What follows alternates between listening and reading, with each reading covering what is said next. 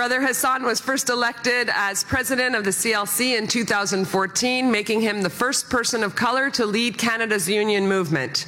As the Institute president and as a member of the CLC executive, I've had the honor of working closely with Hassan and watching him navigate the world of government relations to get results for working Canadians. Think about what he did to secure a stronger Canada pension plan. Strengthening pensions for Canadians is a struggle that has been Hassan's passion for almost a decade, and one that is close to our hearts in the public service as professionals. Under his leadership, the CLC redoubled its retirement security campaign efforts, and while Hassan worked with federal, provincial, and territorial leaders to gain their support. That campaign and the lobby work led to a victory in November 2016 with the tabling of Bill C-26, legislation that expanded the CPP for the first time in its history. Making workplaces and public spaces safer has also been another key priority for Hassan. He was exposed to asbestos as a mechanic in his early working life, and as a union activist learned that asbestos-related diseases are the #1 cause of workplace-related deaths in Canada. As CLC president, Hassan campaigned hard for a comprehensive ban on asbestos, and a ban we won in December of 2016. Determined to build a world for future generations, Hassan is committed to fight against climate change and to ensuring a just and fair transition for workers and communities affected by the evolution to a green economy. Delegates, please join me in welcoming Hassan Yussuff, the voice of Canada's labour movement, representing 3.3 million workers, to our 100th annual general meeting.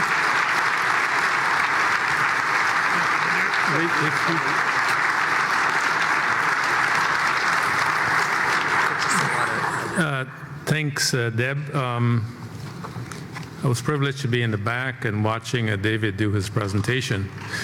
I think my job is done. You seem quite satisfied. You don't need to hear from me or anybody else. We can adjourn to the bar, have a drink, and continue this great work. But I do want to say to all of you that's here this morning, it truly is an honor, of course, to be here at your AGM. To share, of course, some thoughts with you, but equally to thank you for the good work and the hard work you do day in and day out. You know, for many of us in this country, we take the public service for granted. I'm honored and privileged to know how much a difference the work you do make this country a great place. Not only you by yourself, but all the workers in this country who provide public service need to be thanked on the bottom of our heart for the hard work you do, because what you do is you bring something that is so fundamental we take for granted, is equality in service. When I go in a line to get my driver's license or to renew my passport or whatever it is I'm doing, it is you who make me feel humble, because you treat me no different than I had $100 million in my pocket or I had a penny in my pocket. I can't thank you enough for the hard work you do, because you show consistently, despite not getting your pay on time, you're committed to ensure this country receive great public service on behalf of Canadians. Thank you so much, my friends.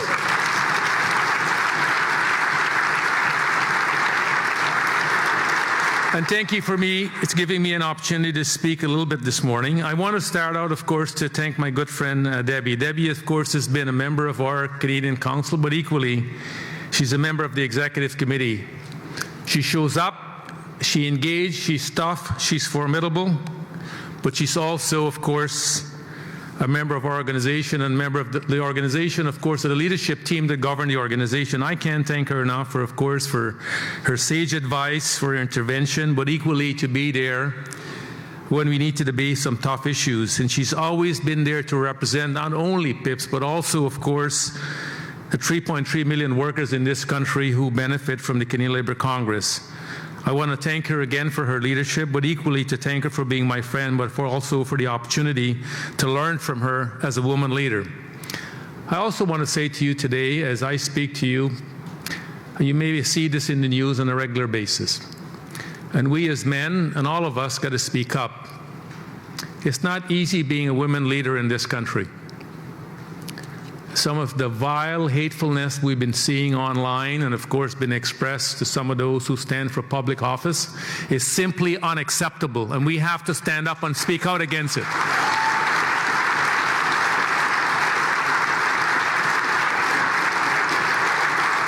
And whether it's in our own organization as a labor movement, not only do we need to strive for respect, we need to practice respect.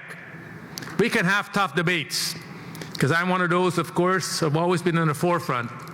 But there's a difference between tough debate and respect. Respect can never be lost to trade unionists in what we do every single day in the work we do.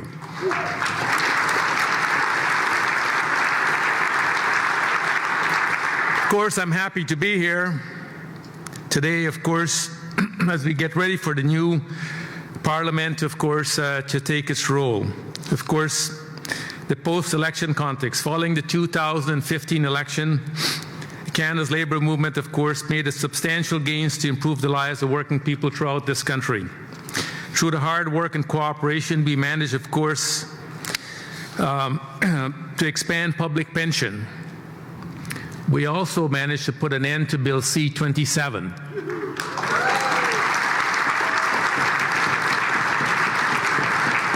And if my friend Bill Molyneux have any sense, he will never introduce that bill again. But at the same time, my friend, we've made progress. Today, as I speak to you in your own work at the bargaining table, victims of domestic violence now have a legal right to get the time off they deserve to get their lives back together. 5 years ago, when we started this work across this country, there was no legal context for victims of domestic violence, of course, to seek the legal protection they need.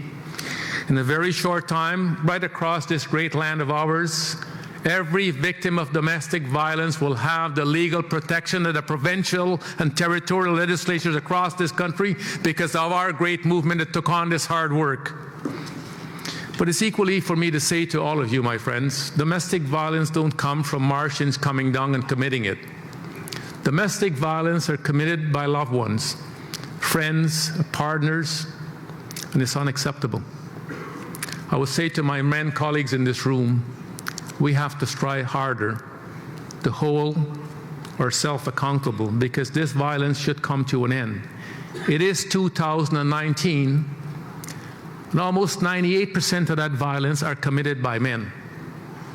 As a father of a young daughter, I can tell you, I do not want my daughter to grow up to be in a relationship or to ever having to suffer from domestic violence.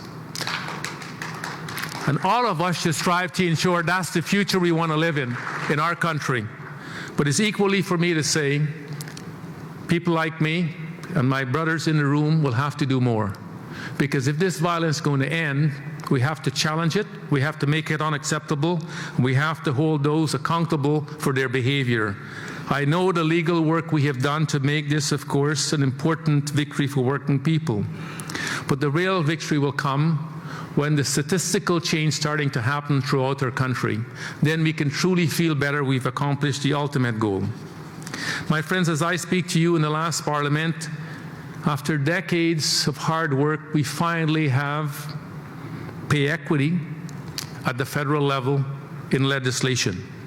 In a very short time, you are going to sit down with your employer and bargaining pay equity. Think of how it will transform the lives of women who work in the federal jurisdiction. They no longer will have less pension because their pay was not adequate to men because their jobs were not evaluated properly. I can't tell you how proud I am of this work. As I said to the Prime Minister when we were working to get this legislation through, I said, my friend, I'm proud of the work we do to get pay equity to become a reality.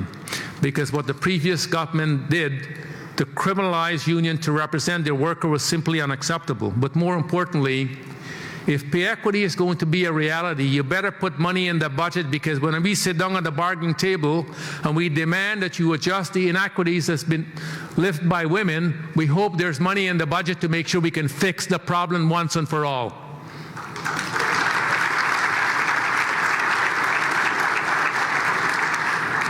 In the last 2 years, we've taken on something that I think is very fundamental to this great country of ours. I've always had, for over 40-something years, I've been a union member. I've had coverage for medication when I get sick.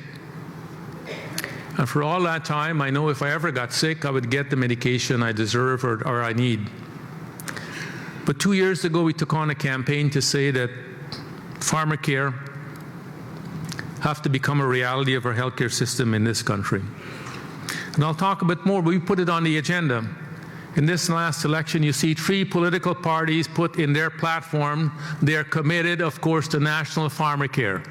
Now we've got the hard work to do, and I'll come back to this in a minute. Together with PIPS support, we brought, of course, First Nation, Inuit, and Métis people for the first time on the Hill to meet their elected representatives last spring for Aboriginal Workers' Day. I want to thank Greg for the work he's done. You send him to work with us at the CLC. The Aboriginal Workers' Lobby Day brought 125 activists from across the country in 77 meetings with public office holders. We have made tremendous success, of course, in that work, but this is something we're going to have to do more and get our Aboriginal activists more on the Hill, because the reality is the issues and the struggles that they're faced with is all of our struggles, and we have to do more to ensure our elected office holders understand how much more we can do. Of course, there's tremendous work ahead for the next 4 years, and we made progress in the last 4 years, but my friends, we're just getting started. So let me lay out some of our priorities, of course, as the new Parliament will take their seat very shortly. Canadians have sent a clear message when they voted in the last election. First, they said clearly, we don't want Andrew Scheer to be our Prime Minister of this great land.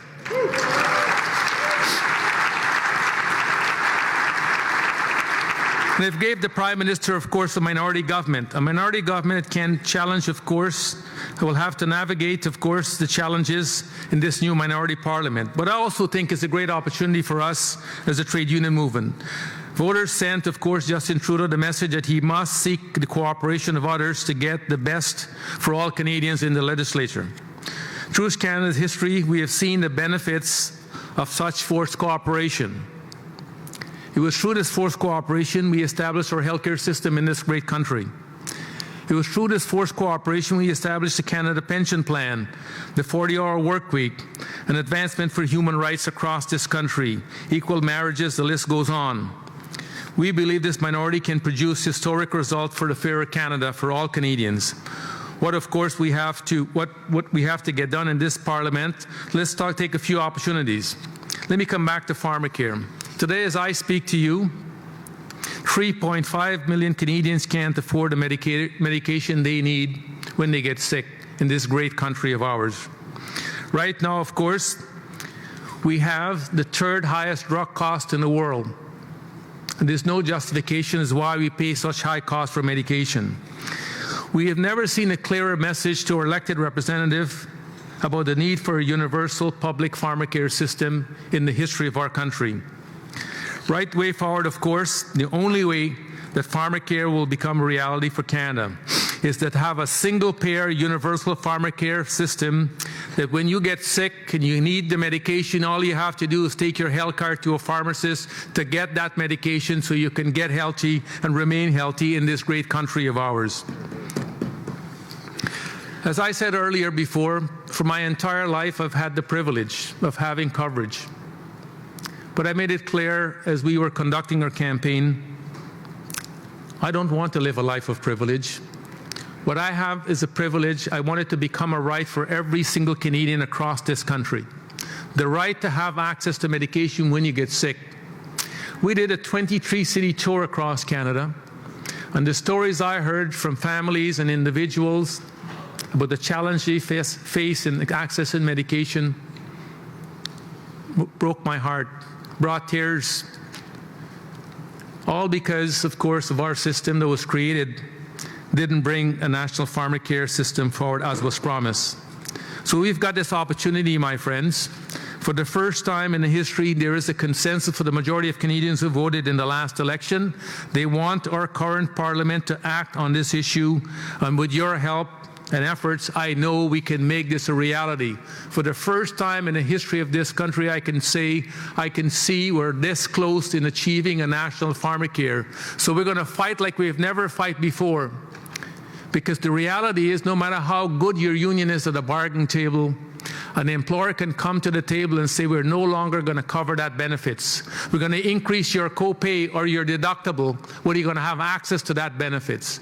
If we make this a universal right for every Canadian, no longer will we have to make this a bargaining issue at the bargaining table. We can focus on other things we need to protect the members on a day-to-day basis, and not having to fight for this every single time we go to the bargaining table. I know you will join me in this effort, because I'm committed to ensure our 3.3 million organization roll up its sleeve like it's never had done before to ensure we can get the job done.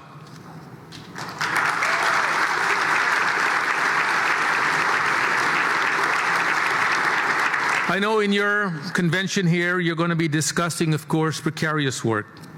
So let's talk about fairness for workers. We know, of course, which strikes at the heart of the future of the work we're doing. I know you're working hard, of course, to bring fairness to non-unionized workers as well. And I'm proud to stand with you. And the CLC, of course, have the full support of the Professionals Canada proposal that you will be talking about in your convention. We're witnessing some fundamental changes, I think, in the nature of employment that we have never seen in the history of our country, and how this is changing every single day. And the laws that used to protect workers in this country haven't caught up with the challenges that workers are faced with today. Our current organizing model and labor laws were not made for this new reality that we're faced with today. We can't let workers keep falling through the cracks like we're seeing time and time again. And of course, we need to adapt.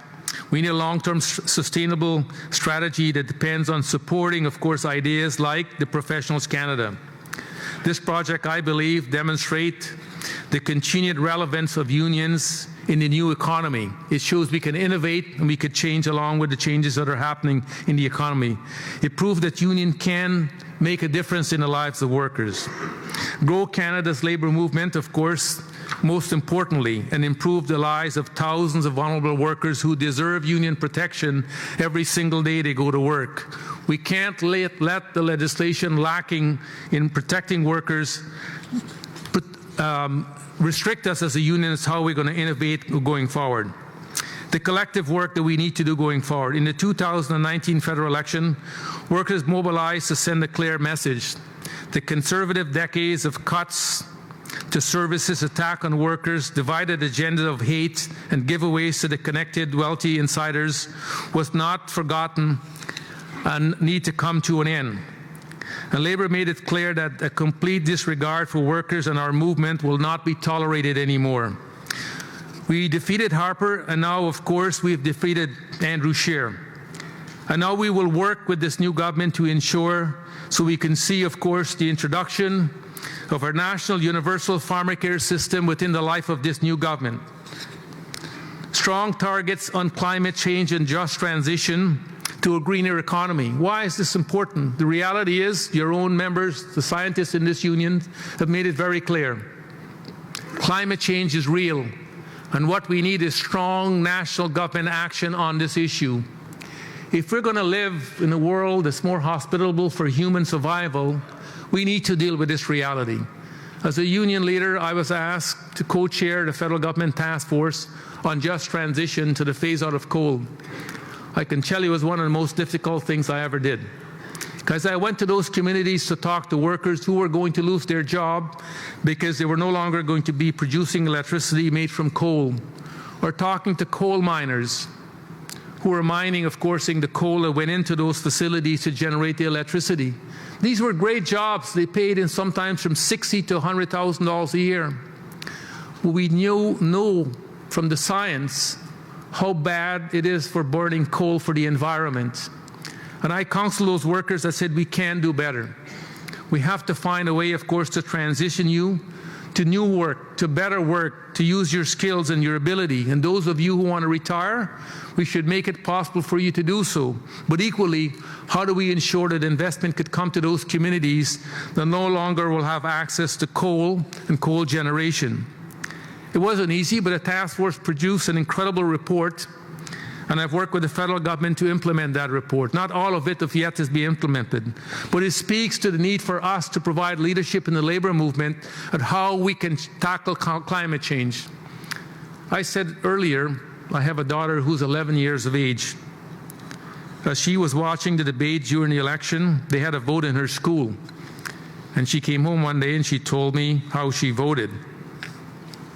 I'm not surprised. She voted green. Now, it would not be my first choice, but that was my daughter's choice. So I asked her, I says, Sarah, why did you vote green? She said, Daddy, you adults have made a mess of this world. And I hope it'll get cleaned up. That's why I voted green in my school. I said, I think I hear you loud and clear. But for many of you as families and individuals that have young ones, kids, grandkids, nieces and nephews, you know what I'm talking about. Every generation have worked hard to make sure the world was a better place for the next generation. We've got to do a better job because we have done a lousy job so far on this planet. And I believe we can make this world a better place. We can create millions of good green jobs. We can also green the economy. We can reduce our emissions. But equally so, we can do that in a way that doesn't divide our country, that brings our country together. I am not one of those who share the argument we have to shut everything down overnight. But we have to change and transition to a greener future. If we don't, we're going to be living in a very hostile environment. I don't know about you, but I'm not hoping to leave this planet anytime soon. If given that reality, we're going to have to struggle with this, and all of us are going to have to raise our voice so our political leadership in this country hears it loud and clear. We are not going to deviate from working to ensure we meet or committed to a green agenda in this country. We're not going to do that. And we're not going to allow our elected officials to tell us we can't do it either, because it's about our future, not about theirs. And we're going to stand up and be counted in this regard. Your Congress will be intervening in this most important cases going to the Supreme Court. But whether or not carbon tax is one of the tools you can use to deal, of course, with reducing dependence on fossil fuel or, of course, restricting greenhouse gases. Why are we intervening? Because we think this is an important tool in government policy. Because those who are arguing on the other side says you don't have to do anything. We'll just wish the environment to get better, and it will. My friends, I know we can do better. We're also going to fight, and of course, in this legislature, to bring forward a $15 minimum wage in the federal jurisdiction for all workers who work in the federal jurisdiction.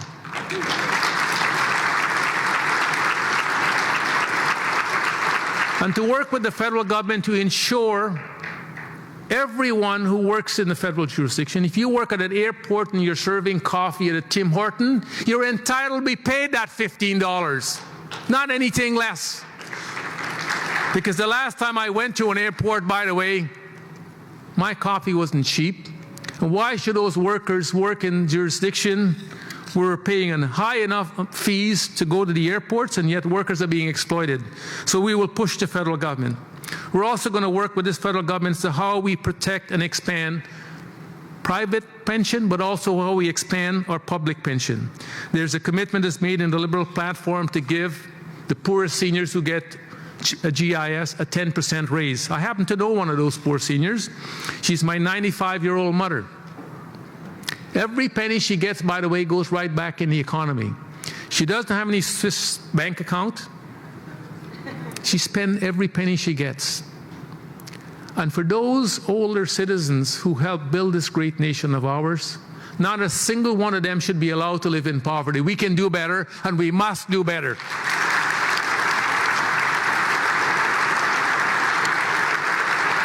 So let me conclude, my friends. We have a choice, of course. We've elected a new parliament that must recognize they have to work together. And we will roll up our sleeve equally to work with them. We want them to prioritize, of course, the issues that I'm talking about. Because if they do, this country will be a better place on behalf of all Canadians. It's now up to us, of course, to figure out how we're going to push this government.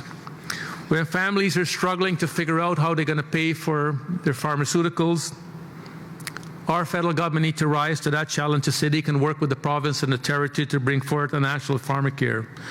When young people, of course, are calling out for climate action, we don't need to tell them they're wrong. We need to say, yes, we acknowledge your voices, and we're going to work with you to build a green economy.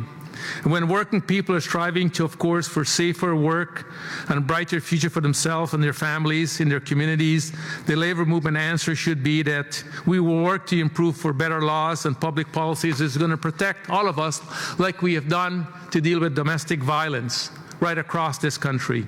And more importantly, we're going to continue to use our voice and our 3.3 million members to ensure our elected officials understand one fundamental thing. We have no intention to ever allow a government like the Harper regime that attacked us for 10 years and try to roll back the gains we have made. Now, the last 100 years of your organization has been about struggle. Struggle to improve the life of your members right across this country in everything that you do. And if you look at your collective agreements, the testimony that you can say about the strength of this union, what that collective agreement looked like today and what it looked like 100 years ago is very, very different. Because you stood together, you stood strong, you stood united, you weren't divided, and you were able to continue to make gains. I can tell you from the time you've joined our Congress, our Canadian Labour Congress family, you have made our organization a better organization. Today, I know as a result of your membership in the CLC, we're a stronger organization. I'm so proud to be your president, but equally to stand with you, to work with you, beside you, to ensure your struggles are part of the CLC struggles. I want to thank you for the commitment you have made, and of course I look forward to continue to work with Debbie and all your leadership across this country to build your organization as we build a great Canadian labour movement. Thank you so much for having me.